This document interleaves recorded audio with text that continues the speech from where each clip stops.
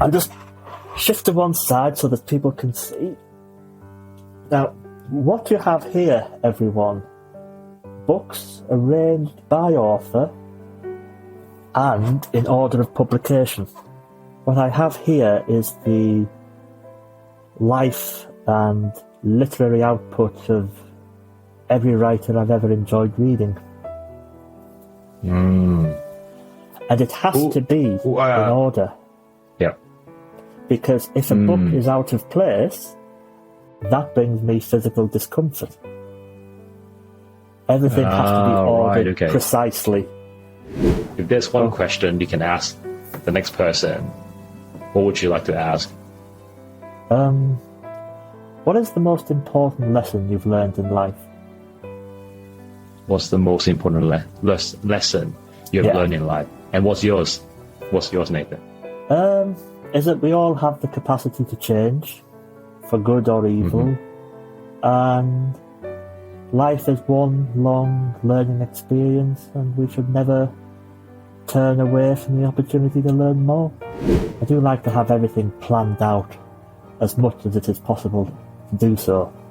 My experience has taught me how to properly react to sudden changes in my itinerary, and not feel overwhelmed or stressed by them. My little group of friends dispersed to their separate classes and made new friends and settled in rather quickly. I, alas, was left behind to fend for myself, and unfortunately thus began a very lonely and traumatic experience. But were you able to make any friends like during secondary school, and how difficult or easy it was? Back then, meeting new people was a very challenging experience for me. I didn't have the first idea of how I should go about it, you know. I couldn't read body language. I wasn't really interested in the same things that most other kids my age were. So there was that isolating factor as well. And for the bulk of the school day, I was very much on my own. Hey guys, thank you so much for following this channel and making our podcast into the top 3% global podcast ranking. When I started a year ago, I didn't think anyone would listen to this podcast, but it was you who made this a success.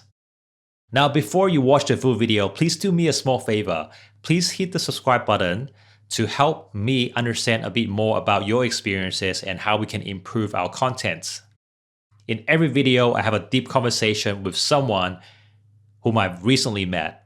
We talked about different topics, including mental health, mindset, entrepreneurship, career, and most importantly, their stories on how they transform themselves from their younger self.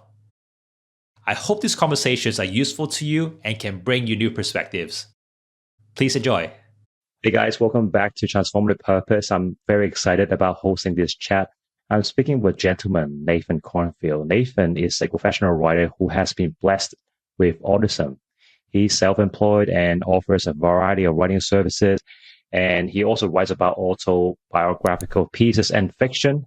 He loves travel and has visited more than 20 countries, a lot more than myself. And he loves literature and Formula One motor racing. Also a keen learner and loves learning new things while he's alive. Nathan, welcome to the show, and I'm really excited about our chat. Thank you for having me, Aaron. It's a pleasure to be here. Yeah, honor is mine. Like I said in the introduction, right? And you are actually my first guest who openly talks about autism. And I was wondering if you could help our listeners understand, what is autism and what was growing up like for you. Well, everyone on the spectrum has their own story to tell. I think that's the first thing that I'd like to make clear. So my experiences may not necessarily be the same as the next person with autism. But growing up, my autism manifested itself primarily through communication difficulties and emotional struggles. To begin with, when I was very young, about 5 or 6, I had a speech impediment which I had to attend speech therapy sessions to correct. And as I grew older and matured more, I realised that communicating with people was becoming increasingly difficult, and understanding such things as body language and facial cues. So that was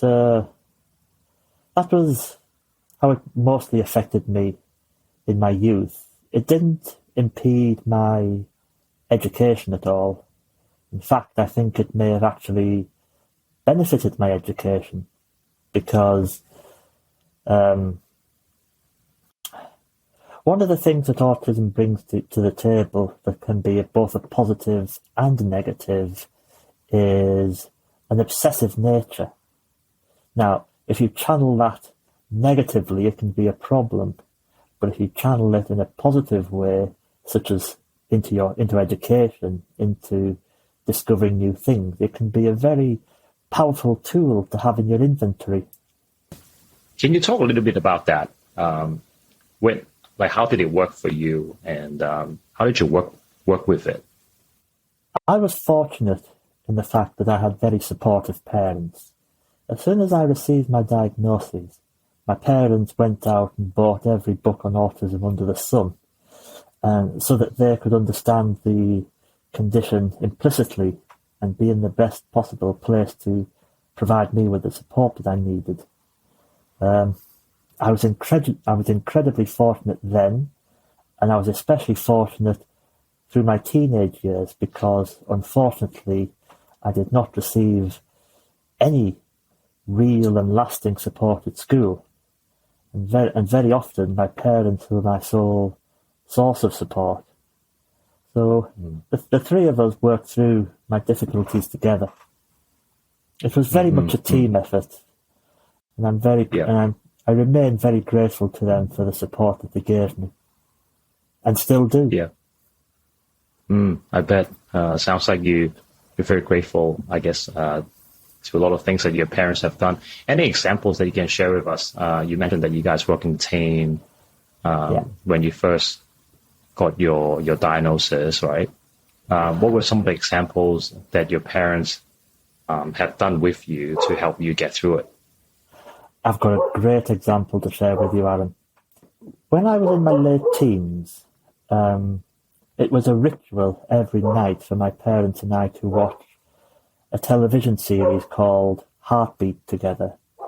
I'm not going to bore you with the specifics of what it's about, but this was during the time when I was learning social skills and learning how to recognize the more subtle aspects of communication. And as we were watching the episodes, my parents would occasionally pause the DVD and say something like, "Okay, Nathan, why does that person feel that way? What has led them to feel that way? What has been said or done to them that has made them either feel that way or react that way?" And we used to have discussions, through watching each episode, about the decisions the characters made and the impact that would have on those around them. So what essentially I was doing was, I wasn't so much learning from my own mistakes, from scenarios where I could potentially embarrass or hurt myself, but I was learning from the good and bad decisions of fictional characters, so that I was learning and no one was getting hurt or embarrassed as a result. Sounds like your parents, I guess really tried their best in nurturing, in providing a nurturing environment for you, right? I know you're a writer on Medium, and you write a lot of interesting articles. And in one of the articles, you mentioned that I think your first diagnosis was around about the age of 8. Yes, that's right. Right, and I think there were 2 labels that you learned from, right? From the specialist. What were they? Okay. Well, the story actually begins when I was 7. My first diagnosis was not of autism, but of dyspraxia. Now, that is a physical condition that limits my fine motor skills, my hand-to-eye coordination. So, tying knots, for example, is a difficult task for me to perform. At such an early age... Was that a temporary thing? No, that's a lifelong condition. Same as autism. At such a young age, my reaction was one of mild annoyance at best. I didn't appreciate picking up a label at such a young age. But at that time in my life, I had a very idyllic childhood, you might say. I had my own group of friends. I loved school. I loved my home life. So it didn't really have that much of an impact on me at the time. Then the following year, I received, of course, a diagnosis of autism, or Asperger's syndrome, if you want to be precise. And again, my reaction was very much the same. Oh, bother, another label. I thought one was troublesome enough, now I've got 2. But I didn't dwell on it so much because at that time I couldn't identify the areas in my life where it was having an influence. And that didn't really happen until I went to secondary school, which I'm sure we'll get to in time. But just to sum up, my initial reactions were mild annoyance, possibly an ounce or 2 of curiosity, but nothing more than that. Life went on, much as it always had. What happened in secondary school? Well, one of the key characteristics of autism is difficulties in adapting to change. And as I'm sure you can appreciate, changing from what we in the UK call primary to secondary school was a tremendous break in the routine. New faces, new places, new things that you have to adjust to. And it's not as if we were just picked up and dumped in it without any preparation at all. For several months before we finished at primary school, we were prepped for the big change that was coming up. We had several visits to our future school. We met teachers. We had a few mock lessons. I feel that everything was done to prepare us for the upcoming transition.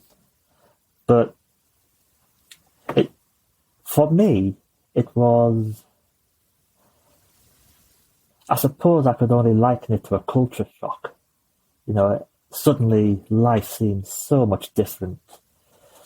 It was a very brutal change, you might say, and that I suddenly realised, when it was too late, that I couldn't cope with a change of this magnitude. And whereas my little group of friends dispersed to their separate classes and made new friends and settled in rather quickly, I, alas, was left behind to fend for myself. And unfortunately, thus began a very lonely and traumatic experience. And how long did this lonely experience last? All through my time at secondary school, I was taken out by my parents after 3.5 years, because by this time, unfortunately, I had become the victim of bullies. And the depression that I battled for 22 years, which I only got rid of last year, actually, took root in me during my secondary school years. I mean, it sounds like when you were sharing, I mean, without going through the details, you must have gone through a lot during secondary school. But were you able to make any friends like during secondary school, and how difficult or easy it was? Back then, meeting new people was a very challenging experience for me. I didn't have the first idea of how I should go about it, you know. I couldn't read body language. I wasn't really interested in the same things that most other kids my age were. So there was that isolating factor as well. There were some kids who were civil to me and, you know, tried to make time for me, but inevitably they weren't in my classes. You know, they were either in the year above or in the year below. But for the bulk of the school day, I was very much on my own. Wow, that must have been tough. I mean, did the school know about this? Did the school do anything about it? I'm glad you asked, because I'd just like to spend a little bit of time talking about that. Back when I was young, the level of understanding of autism was nowhere near what it is today. I mean, you mentioned to me in the introduction that you were hoping that I would encourage a little empathy in others, you know, towards autism.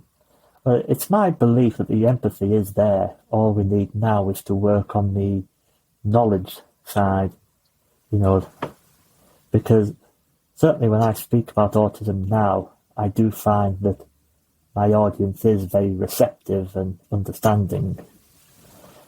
But to get back to what I was talking about, back in those days, gosh, that makes me sound old, but in those days, it was the commonly held belief that everyone with autism behaved exactly the same as each other. You know, there was no variation as such.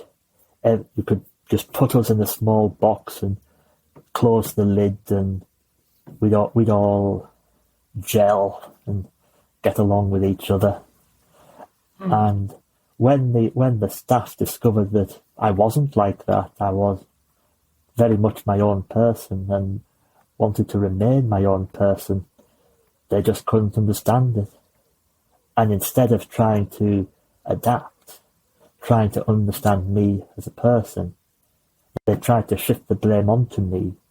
And, you know, I got called things like rebellious and disruptive and things like that. Essentially, the blame was shifted onto me, and I was made to feel very small, and I came to view my autism not so much as a condition, but as a curse.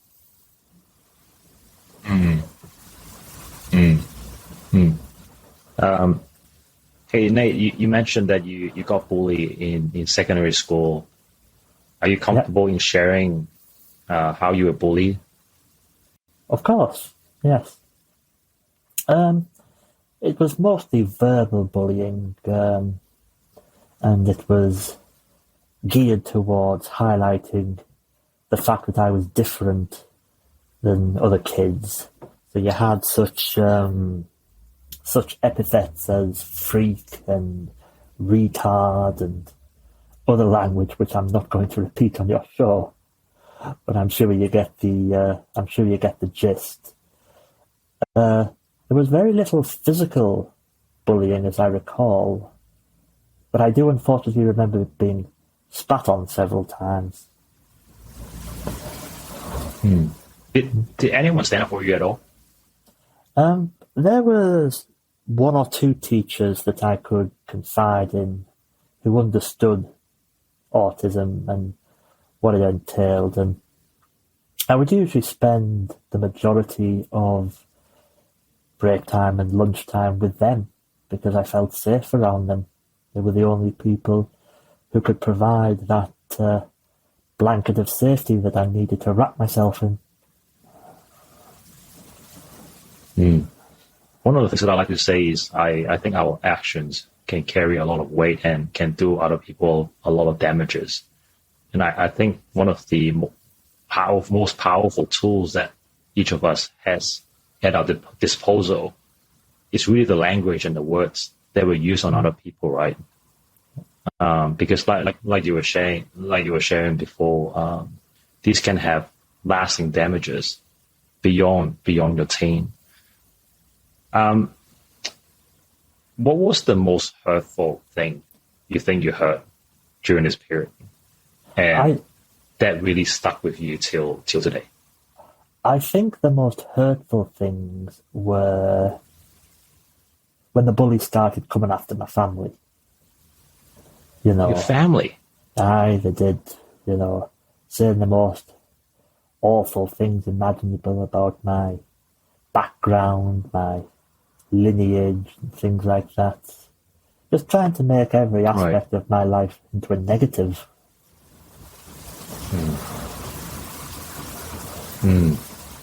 And sorry, were these things said to your family? Oh, no. Were they saying these things to you? To me. Right, okay. And did you tell your parents? Oh, yes. In fact, my parents were the only people that I could tell. And it's not a nice thing to say, Aaron, but I would come home every day in floods of tears on account of the bullying that I'd suffered. It must have been really hard for your parents, right? Oh, it was.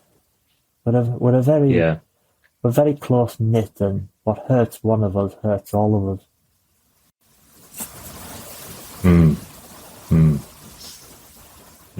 So I'm a parent of two young boys, a 4-year-old and an 18 months. For parents who are going through, I guess, a similar journey than you did, what advice could you give to these parents who are raising, child or children with autism? What advice would I give to parents of children with autism? Yeah. Whether it is, how they handle, unexpected situations. If the kid just came home one day and told them about one of these bullying stories, or any advice or tips that you can tell these parents, maybe lessons learned. These are the things that you should never do in front of your children.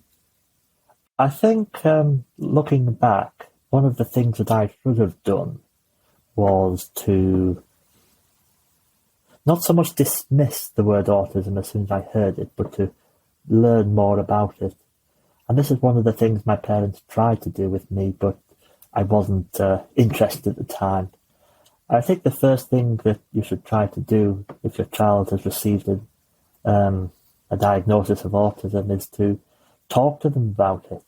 And to begin with, yes, you will have to have some somewhat uncomfortable conversations. But I think the more they know about it from as early an age as possible, it'll give them the knowledge of the condition, right from the word go. And that will, hopefully that will go some way towards giving them the confidence they need to not so much see it as a burden like I used to do, but see it for what it really is. Something that provides challenges, yes, but also opportunities.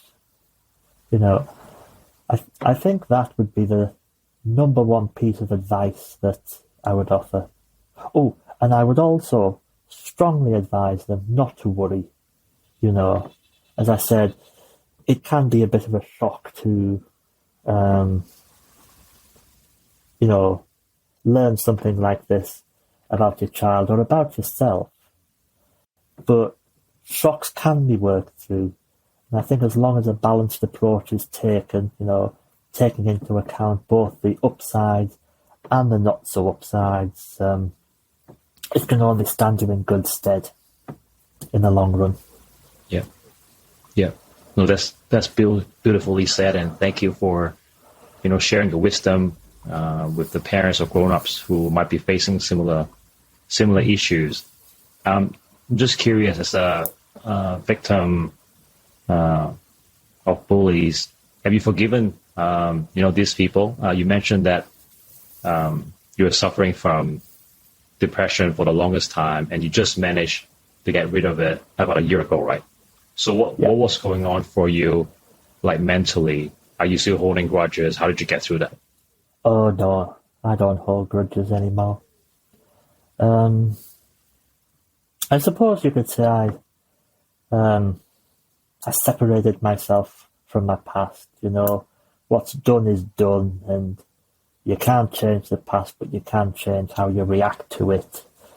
And it was some years ago now, but I actually met one of those bullies in adulthood, and we just spoke as civilly as you and I are speaking now. I didn't so much as feel the need to bring up my past experiences, as I'd put it behind me. And he didn't say anything either during the conversation? No. Right. I have a confession. I once broke off a friendship in high school because I didn't want to be associated with that person. And it took me the longest time to apologize to the guy that I broke off with. But it was such an amazing feeling, and I concur with you that the past is the past. We can't change the past. All we have is now. But we can also redefine our relationship with the past. Like you put it, right? It doesn't have to be a grudge. We can still have a civilized and adult conversation with someone who have hurt us before, and to really put that behind. So I really admire you, Nate. It's not an easy thing to do, given I think how lonely you were during your secondary school period. And we're not talking about 6 days, we're talking about 6-7 years, in one of the periods that we really should be enjoying, I guess, our childhood, making new friends, but yet, you were a victim in the process. But when I meet people like yourself who basically come out stronger because of what they experienced, right? It is really inspirational. Looking back, what did you do Aaron, What did you do to overcome your depression? What's the secret sauce there? That's a different story entirely. I'm going to have to tell you it off camera, because even now I can't share it without crying. But suffice to say that it was a very unique way for me, and it's certainly not one that would,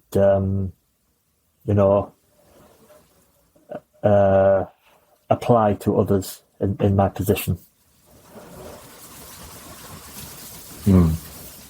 Yeah, no, sure. Nate, we can take this offline. Understand this is very sentimental. There is what I would recommend, Aaron, is I do touch upon it in my most recent Medium article. So if their curiosity has been piqued by my reluctance to talk about it on camera, they can always visit the relevant article and take it from there.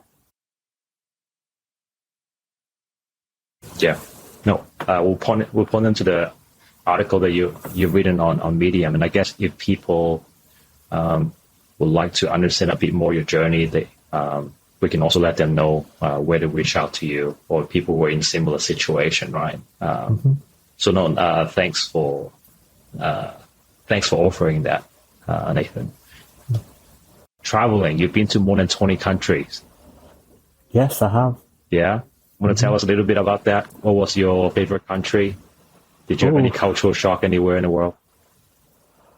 Well, I'm glad you brought this up, Aaron, because thinking about it, this is another benefit that my autism brings.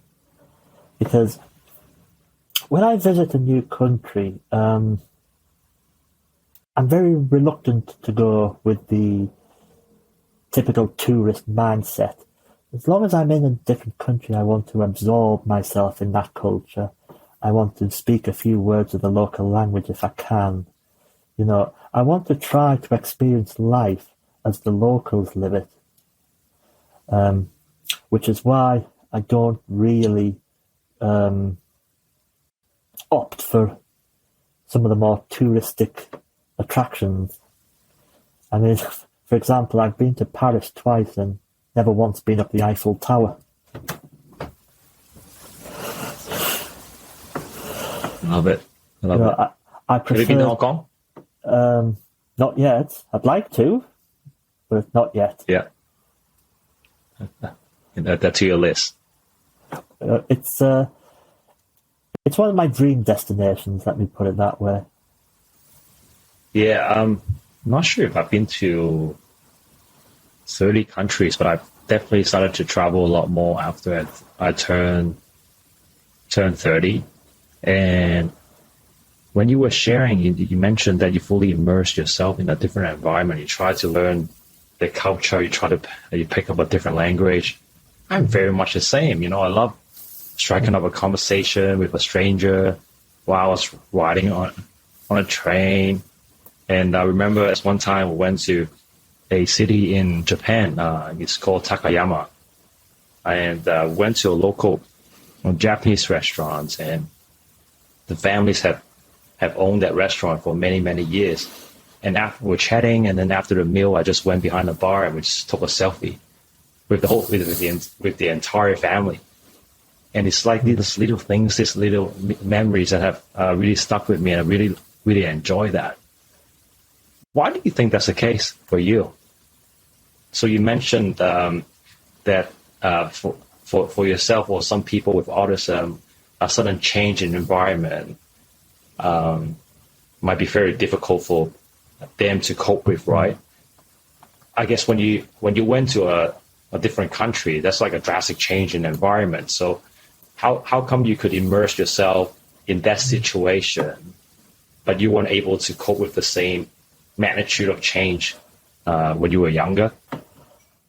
I suppose experience comes into it to some degree. I've had experience now of large, sudden changes, and I can put in place coping strategies to help deal with the impact, if you like. But even though I've come to, I suppose you could say, some sort of compromise with it, it still daunts me a lot. I seldom get a good night's sleep the night before I go travelling, let me put it that way. What are some of your coping strategies that other people can reference? Well, as far as travelling's concerned, I'm going to Bulgaria this summer, spending a week in Sofia, the capital. And my aim is to have the entire week planned out before I get on the plane, so that I know exactly where I'm going, on what day, possibly how long I'm going to spend there. I don't like leaving things to chance, Aaron. I do like to have everything planned out as much as it is possible to do so. My experience has taught me how to properly react to sudden changes in my itinerary, and not feel overwhelmed or stressed by them. Yeah. Do you still get this overwhelming feelings every now and then if a change pops up? Did I mention routine to you at any point in this podcast? No, because I don't think so. Another common trait among people with autism is that routine is paramount. and any breaks in the routine can be quite distressing, actually. And what's interesting about this is that to someone without autism, I believe the term now is neurotypical, to a neurotypical person, the change in routine may be quite minimal. But to the person with autism, that which is minimal to others can be quite drastic to them. I'll give you an example. I get very upset if I can't park outside my house, if all the parking spaces have been taken up. Now, a typical reaction to that might be bother, and maybe a quick shrug of the shoulders and a grumble, but after that, it's laid to rest. Whereas sometimes I can be quite put out by it for sometimes the rest of the day or the rest of the evening. That feeling sticks with you for, I guess, a relatively longer period of time compared to maybe someone who doesn't have autism, right? That's right. And the part where you mentioned routine, right? Is it universal, for people who are diagnosed with autism, or does it still vary from person to person? I think it can be both. I think it's universal to an extent, but the level of it can vary from person to person. I mean, I'm also myself. I'm a creature of routine, and I think even more so after I have 2 boys. What I learned after I become a parent is that if you don't plan your day, you can't get anything done. Your life constantly revolves around the kids. So for me, I know you're an avid writer yourself. So for example, so after I've had my second son, so I need to get up earlier before the kids get up to do a bit of writing. But sometimes when I get up at 5:30, I'll realize that my mind is just not there. Like, I'm awake, my body is awake, but my mind is not awake. Yes. So I have to switch things around. I have to go for a run, or I have to meditate, or go read a book before I return to writing. Let's shift our gear and talk about writing. Yeah. When did you discover that you have, your love for writing? What was your first thing that you wrote, and how has that writing journey been working out for you? You'll like this, Aaron. It started when I was about 4 or 5 years old, quite literally, shortly after I'd started school. Looking back now, I suppose this was another sudden change in my routine. It was the first time I spent any length of time away from my home and family. And I used to get homesick. I used to yearn for my mum and dad and for the comforts of home. And and the programs that I'd watch on television. Anyway, I suppose you could say I chanced upon writing, in that I used to write little stories during school time featuring the characters of the television programs that I watched each afternoon, to remind me of home, and also to keep my spirits up, to remind myself that at some point I would be going back to the security of home. And that is quite literally how it started. It was it was a means of sustaining myself through times when I could get quite emotional. Yeah. And when did you become a professional writer? Well, I suppose I became a professional writer the day I was commissioned to write my first book. What was your first book about? Very interesting. Let me just give you a bit of background context.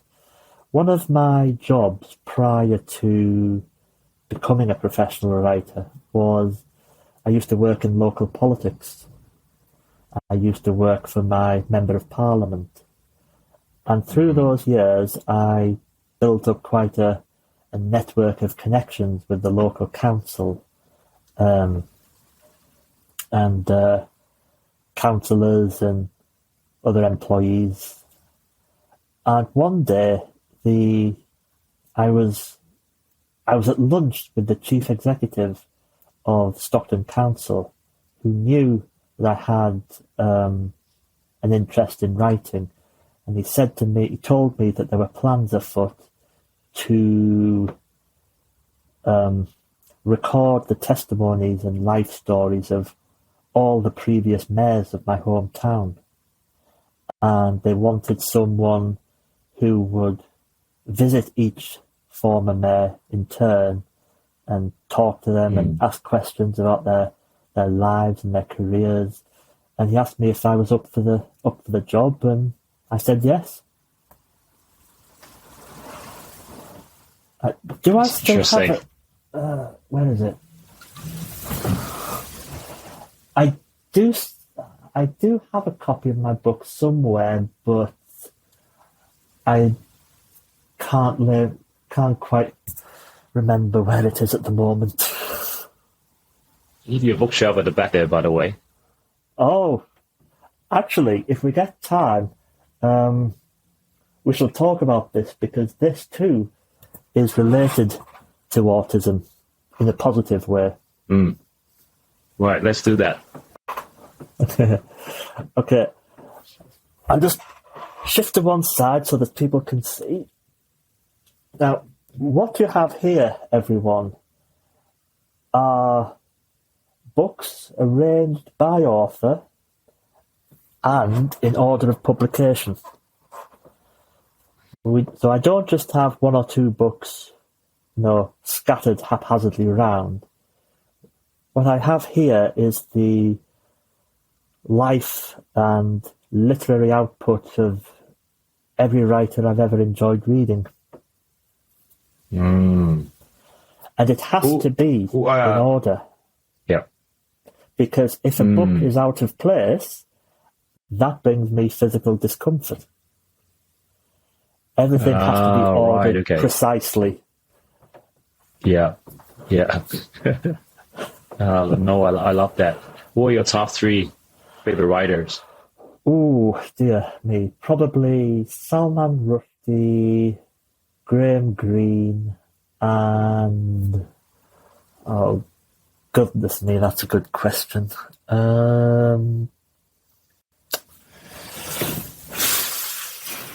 Bother. Probably Roald Dahl, if I had to. Oh, yeah. If I had to. I read one of his recently. The BFG. Yeah, oh yes. A childhood favourite of mine. Big Friendly Giant. Yeah. No, I love that. Because I turned 39 3 months ago, and I said to my wife, as my birthday present this year, I would like to have 39 books. So she ran around my friends asking for book recommendations, and it was actually my wife who recommended Big Friendly Giant to me, and it's a lovely read. Yeah, I wasn't a big reader when I was a child. In fact, I spent a lot of my time away from home, just because of certain reasons. Yeah. And as a result, I just didn't spend a lot of time reading books. So, yeah, that was a great book. I really enjoyed it, and I'm glad that it was also one of your top 3 as well. I'll tell you who encouraged my early reading. With my sister. I'm not sure if you're familiar with them, but there's this long-running range of children's books called the Mr. Men series. Only very small books, a few pages each. And what my sister would do was she would buy one for me each week with her pocket money. And also my grandparents would often get me second-hand books to read whenever I went to visit and stay with them. So I suppose being surrounded by books at such an early age, I suppose you could say my destiny was already, my future career was already laid out for me. I bet. So are these all the books, or you have more? Oh, I've got a lot more. I've got another bookshelf just next to my desk here. I've got Have I ever got 1, 2, 3? I've got 6 bookcases in this room, and I've got a further one in the attic. Yeah. Nate, it's been I've learned a lot about you, and I guess I'm sure the followers have heard a lot of wisdom from you about autism and just getting educated on the subject. And for those who are attending to people, I guess who have autism, I'm sure they've learned a lot from this episode. So I ask all my guests to ask a question to the next guest, but without knowing who that person is. If there's one question you can ask the next person, what would you like to ask? What is the most important lesson you've learned in life? What's the most important lesson you've learned in life? And what's yours? What's yours, Nathan? Is that we all have the capacity to change, for good or evil, and life is one long learning experience, and we should never turn away from the opportunity to learn more. I love it. Thank you, Nate. Thank you so much for spending your time to have a chat with me today. Wish you all the best, and I can't wait to get a virtual coffee with you, or seeing you in person when you're in Asia one day. Yeah. Well, I'm only an invite away if you want that coffee chat. Sounds great, mate. Thank you very much for Good having seeing me you, on. buddy. Have a good day. You too. Take care.